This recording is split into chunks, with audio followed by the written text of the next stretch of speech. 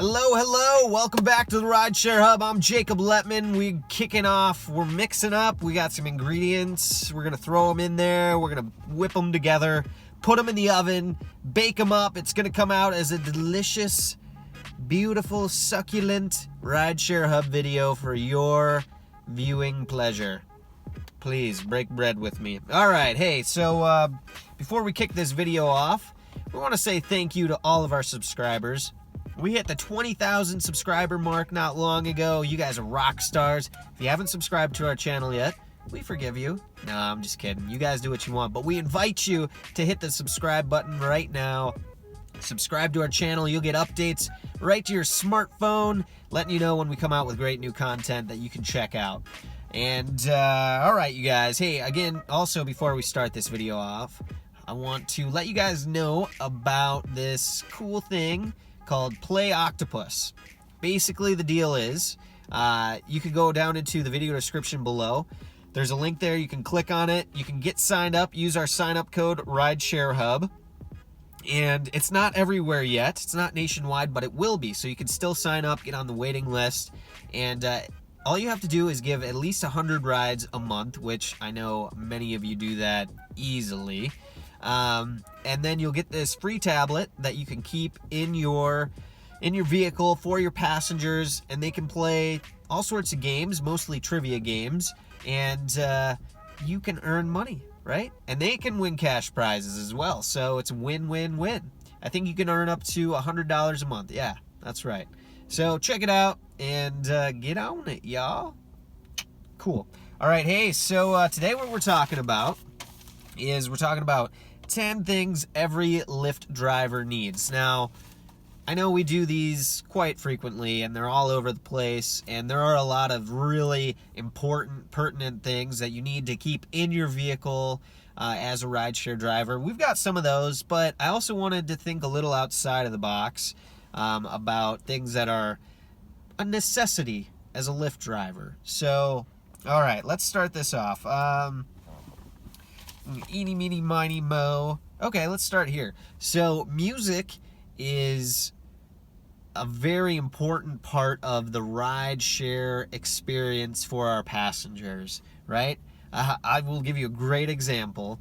And I know there's a lot of drivers who are like, I listen to whatever music I want to listen to, and that's how it'll be. That's fine if you want to not get tips. Nah, I'm just kidding.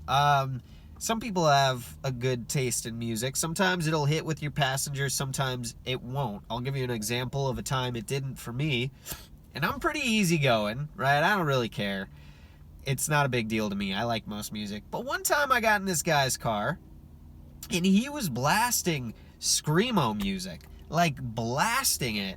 And I'm like, I did not tip him, because that was an unpleasant experience for me. So, anyway, I digress. Back to the topic. So one of the things that you need is you need a good music app, right? So I've got Pandora written down, Spotify, Apple Music, Prime Music, or satellite radio.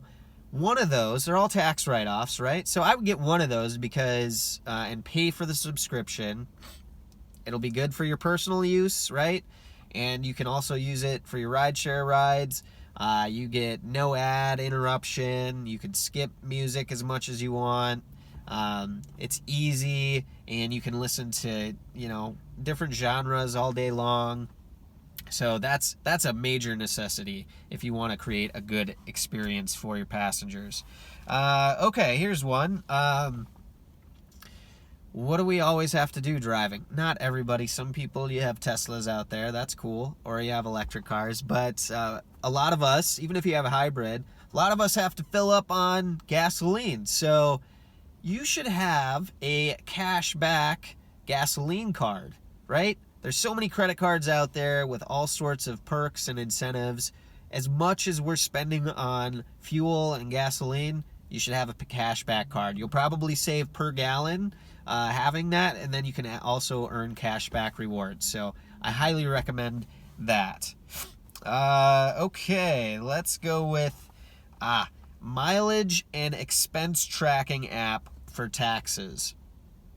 So important. to do this, to be proactive about it. Otherwise, you're going to spend a lot of time backtracking, and it's really important for your mileage because I believe the Lyft and Uber apps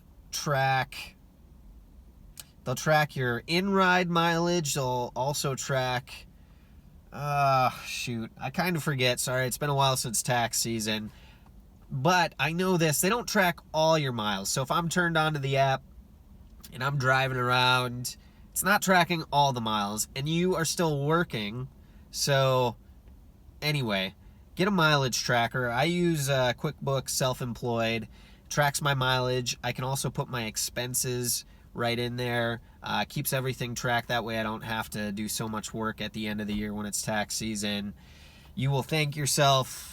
So I promise you, you can easily, with the QuickBooks Self-Employed, you can easily, that links with TurboTax, and they speak to each other, so you can easily upload your QuickBook information straight to TurboTax, and then it's all there, and you got it. And it's like, oh, boom, boom, boom, bada bing, bada boom. All right, I got it. Taxes aren't so bad, other than paying. That part sucks.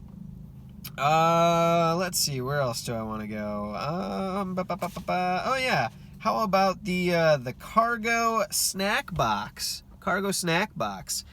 So we have a promo code for that. I hope I get this right, Dylan. It's RideshareHub1. Pretty certain that's what it is. You can use that to get signed up. Again, cargo snack box. They send you this cargo snack box full of stuff that your passengers can buy. The top 10% of earners with that make like $300 a month. And then on average, drivers make $100 per month extra. So it all goes through the app. There's no cash transactions or anything like that. They pay for it. They can purchase it right out of there. Get stuff. You make money. It's a win-win. Again, RideshareHub1. Sign up using our promo code for that. A hands-free phone mount. Oh yeah, you gotta have this one. And I'm really passionate about having a magnetic one, because I started off with one that was adjustable, right? So you pull it out, slide your phone in. It takes too long when you're driving. You need something you can just easily grab off of the dash and put it back up. Have that because it's a safety thing, really, and it's just very easy to glance at your navigation while you're driving and to select things rather than having it in your hand. Freaking car about ran into me right now. Jeez. I'm sitting in a parking lot. Guy about runs into me. Hey, come on, man. All right. Moving on. My favorite. Truly, it's my favorite. That is cleaning supplies. Multi-purpose cleaning wipes. I got a small box in my trunk that's got microfiber towels for my windows. Kids smudge up my windows. I'm like, let's see. Oh yeah, and you know what? Going along with that, let's go with the puke bag. That was gross. Sorry, I don't know why I did that. Just a demonstration. Make sure your puke bag doesn't have holes in it. Yeah. Get a sturdy plastic bag. That one probably needs to be changed out. Okay, yeah, so cleaning supplies, puke bag, maybe like a lint roller. I keep a small handheld vacuum at home, so when I get back, if I can't go to the car wash and vacuum out my car, I can just vacuum up the seats really quickly. Have those things. Oh, this is a good one. A towel for a service dog. So I keep mine in my trunk, right? Got the trunk, and then you got that thing that pulls up and the spare tires under there. I just put an old towel on top of the spare tire, keeps that spare tire nice and toasty. Just kidding. But I just pull that out and throw it in the back seat for service dogs. That way, they shed. They got a lot of hair. Kind of protect against that. Cool. And, boy, these last... Okay, I'm trying to figure out what order I want to go in here. Okay, so rideshare insurance. You need rideshare insurance I have a video that kind of talks more about an accident that I was in, the different periods of when you're they have different periods when you're driving for rideshare. So when your personal insurance covers, when rideshare insurance would cover, when Lyft or Uber's insurance would cover, and then, so yeah, they have it laid out like that. Watch that video, get more information about that and why you need to have rideshare insurance. But alongside staying on the topic of insurance, we'll put this on the same thing.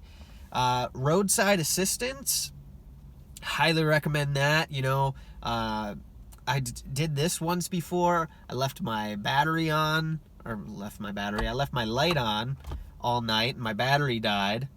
Roadside assistance covers it. They showed up, jumped my car. Because you can have like one of those jumper boxes, but it's hard to keep in your trunk when we're transporting passengers all the time, because it can be kind of big. But roadside assistance will cover that, or a flat tire, or anything. They'll come pick you up and tow you to the shop if you need it, which when we're driving so many miles, I highly recommend that. And also, further, get glass insurance. A lot of people don't know this, but their glass isn't covered in their insurance. So if you get that, if you get a crack, usually this is how it works. If you get a crack that's longer than $1 bill, it'll cover the replacement of your windshield. Or, and it's so, man, such a big deal driving rideshare, because we put so many miles, there are rocks. It's inevitable, you guys. You're going to get glass chips. If you get a rock, if you get a chip in your glass, the glass insurance will cover to have that filled so it won't spread. But do that so you don't have to pay out of pocket to replace your windshield. And it'll also cover, you know, if anything happens, someone smashes in a window, fingers crossed that doesn't happen to you, it'll cover that as well. So it's not a lot extra. Get your glass insurance, get roadside assistance, and get rideshare insurance. And then two left. Let's go with this one first. A good attitude, right? You guys are like, come on, please. That's not informative. No, for real, you guys. I think it's really important to have a good attitude as a rideshare driver. It directly will reflect your tips. If you got to drink a bucket of coffee in the morning to be in a good attitude, it'll help boost your driver rating. It'll help boost your tips. It'll make the passenger experience more pleasant. It'll make your life happier. So, a good attitude, important. And then finally, this is an interesting out of the box one, but I think a lot of people could probably relate. And that is having understanding and supportive friends, family, significant other, to support being a rideshare driver, because it's not a 9-to-5 job, and we work a lot of nights sometimes. We all know that the biggest earning hours are Friday, Saturday nights, Thursday, Friday, Saturday nights. And if you need to make good money in a pinch, you're driving Friday, Saturday nights, probably till past bar close, and you might not get back till 3, 4 in the morning.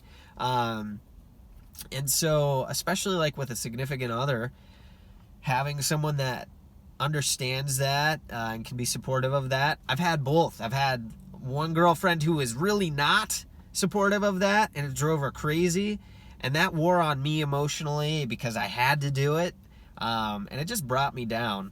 And then and now I have a girlfriend who also drives rideshare, and she's super supportive of that and my acting lifestyle. Together makes for a really crazy schedule.